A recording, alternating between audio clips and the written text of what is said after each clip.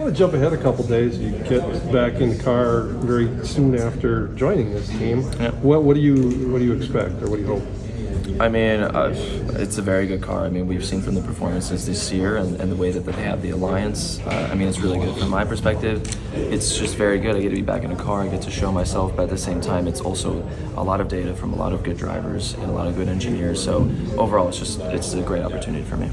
And that's a little weird because it's a kind of I mean, you haven't raced at Milwaukee, right? And it's also the hybrid thing. It was not. Have you driven it? I have done a lot of hybrid testing with Arrow McLaren. Okay, so what do you guys hope to get out of there Tuesday? I mean, it's just going to see, obviously, just more building with the chemistry with the team and the new engineers. I mean, that's kind of what it's going to be. Obviously, from the hybrid stuff, it's not new to me. You know, I've been learning it, so I think that's another thing, too, is just going to see the differences between Chevy and Honda, see if there's any difference there. But overall, I mean, just with the team, it's just building that chemistry and making sure that we understand each other going into Laguna. How well do you know Felix? Very well, actually. Felix was the first driver when I first joined IndyCar. He was the first driver to come up to me and say hello and introduce me to the paddock. So Felix is a great guy, and I'm very excited to be his teammate. There's a real family atmosphere at the MSR group.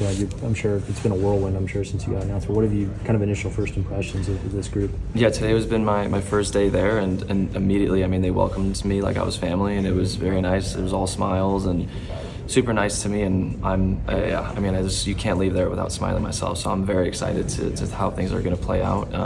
It just seems like a very good opportunity from both sides. So yeah, I can't wait to get in. What was the timetable from the first conversation you had with Mike Shank to when you signed on the dotted line? Oh boy, it was very quick. I mean, time was of the essence, and I'd say, quickly after the 500 is when the talk started. And things really ramped up. I'd say probably within like a week and a half. It was very fast. When did you put ink to paper? Like literally a few days ago. Your hand is fully healed now? Yes, well, it was fully healed actually right after Barber. So the announcement happened. Then I went to the doctor's office. They said, yeah, you're all healed. But of course, from a PT side, it's healed. But my hand was literally, it was very tiny. It had no muscle. I couldn't move it. So there was a lot of PT that I had to do. So the entire month of May, I was thankful that I was able to get the opportunity to do content with IndyCar and show myself around. But at the same time, like throughout the day, I would go back and do stretches and workouts, and the entire day was just working out this hand. So from the hand side though, now the strength is there. Everything is very good. We've already been on the Honda simulator. I've been using TK simulator as well, going nonstop almost every day. And that's from TK. He's like, you gotta be in there, keep going. So we've been on it, and they've been super, super helpful. And so the hand is there. It's good to go. For sure it still has some ways to go, but more than enough to be driving. Seeing as what is it? Start of June now. Your hand is pretty much ready to use. Are you disappointed? I guess that you didn't get a chance to try out your driving with Arrow McLaren.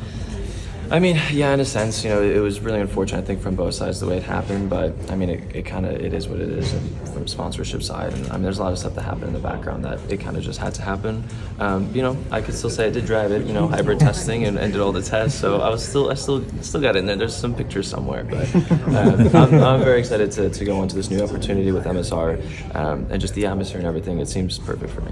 Now that the announcement's out there, you're here this weekend. Tough to miss the race this weekend? Say again? Tough to miss the race this weekend, being here and the announcement's out there, though you're not in the car yet. Did you got to wait another couple but weeks? I think in some ways it's also really good. I think it's a good opportunity to see how things work from the stand. I'm going to be able to see how they work, for the drivers and everything, and kind of just get a real sense of the environment before when I actually get into the seat. So I think it's a good opportunity to learn everything, and I think overall it's just going to be better. There's also the technical partnership you guys have with Andretti as well, so that you'll have those resources. How excited to have that? Yeah, of course. At the same time, I'm still 22, still have a lot to learn, and having that much more data, we have all the Andretti drivers as well. The more data, the better. I can compare myself and better myself as a driver. Probably be back where you've won twice in the last 3 years? Yeah. It's I would say one of the best places we have in the calendar, top 3 for sure. Especially after the replay they did last year, it's so fun to drive here. So and hopefully we can repeat. Quick chat out then on Sunday because you got to get to Lamar. Yeah. So you get the Milwaukee test next week or no? No. How's the team going to prep for that? We will get a separate test. yes, I think Juncos and Ganassi will get a separate test. If you win on Sunday, you'll tie, I think, what was it, Emerson and Mario and Michael Andretti for having the most wins here at North America with 3. Just the neat factor of knowing that and how difficult it is that the most anybody's ever won here is 3. Yeah, that's odd. I mean, it's not much. Like 3 times is. It would be awesome, to be honest. Like especially with those names, it's not always that you can say that. Didn't know that, but it would be amazing. It's not gonna change how we prep. We've been praying really hard, especially after a hard weekend last week. But I mean, it would be a dream to be part of that race for sure. Good. All right. How are you guys looking at the Milwaukee test? Pretty excited. I've never been there. Ed has been, Of course. who he'll be testing with me, so it'll be fun. And of course, the hybrid system. Ed has never run the hybrid system, so we're kind of going to be helping each other. I will help him with the hybrid, and he'll help me with the turning left. So yeah, no, I mean, I'm excited. I think it's going to be fun. Do you guys see it more as a Milwaukee test for a newcomer or as a hybrid test? I would say 50-50 as in hybrid oval test or oval hybrid test, where we've only run an Indy road course once and we really understand the system. We were ready to go at the end of the day, but now coming to an oval, there's different procedures, different ways to use it, so I think it's probably going to be a bit of troubleshooting and making sure we understand everything for the first 2-3 hours of the morning, and the rest of the day is just going to make sure we get the car in a good window for the race weekend. How important is that oval test, considering 6 of the last 8 races are on ovals with the hybrid? That's pretty cool. There's kind of like an oval championship at the end of the season. Yeah. No, that's cool. I think it's important, of course. I think that's where the whole championship standings are going to shake up. It's going to move somewhere else, or it's going to move around a lot. So I think that's if you want to do well in the championship, that's where you've got to make up ground compared to others.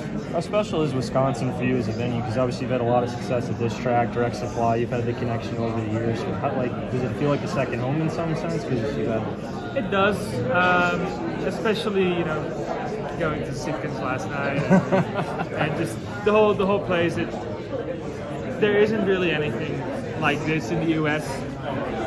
And also there's a big Dutch influence or Dutch-German influence around here. So definitely had a Dutch breakfast yesterday morning in Milwaukee. So that was really cool. Nice. Thanks a lot. Yeah. Thank you. The season is packed with ovals, so that's a pretty important thing. Well, yes and no. I mean, it's a doubleheader. This test, there's a lot of requirements from IndyCar in terms of what they want us to accomplish from a hybrid standpoint. So we have a test at Gateway and a test in Iowa, and that'll be easier for us to understand kind of what's going on. So by the time we get back to Milwaukee, we'll have a better understanding of how that hybrid influences the overall balance of the car. So really, this test on Tuesday is just ticking boxes, trying to just establish some sort of baseline. Kanon's obviously been there a bunch. How big of a help is he going to be? He's old. I would imagine, yeah, he is old. I would imagine a lot. We haven't talked about it, and it's been so hot and heavy with 500 and then Detroit here. That's a Monday problem. Your results have been so good this year, but you've talked a lot about the qual struggles. How much of that is down to the tire issue, which I know you've mentioned a lot, and how much do you think might get fixed when the hybrid comes with that? I think the tires certainly thrown us for a loop, but ultimately everyone's had to deal with that, so it's not like we're the only ones having the new tire. I think historically, we as an organization have preferred, an alternate tire, but the alternate this year is last year's prime, so it's just we're having to work a little bit harder to be in the window. How the hybrid will affect that, again, is an unknown because so much of the testing that we did was at Homestead, and Homestead is such a unique track from a low grip, very high tire load standpoint.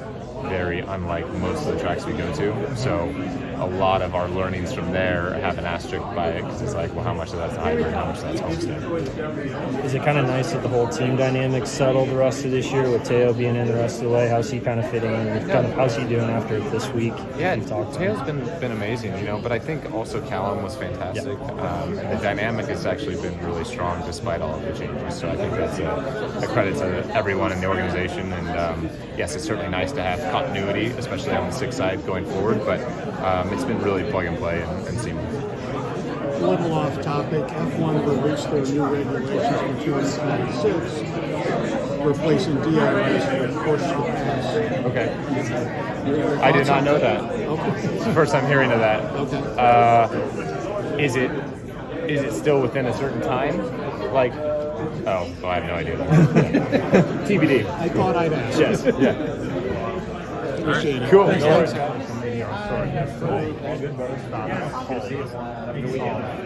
Which of these 2 cars would you like to see Scott Dixon reach? And it's AJ Williams or the AJ White. So what one for you? Well, the wins, because then that would help the titles. So you're very clever. That would help it a lot. But if it was one of our race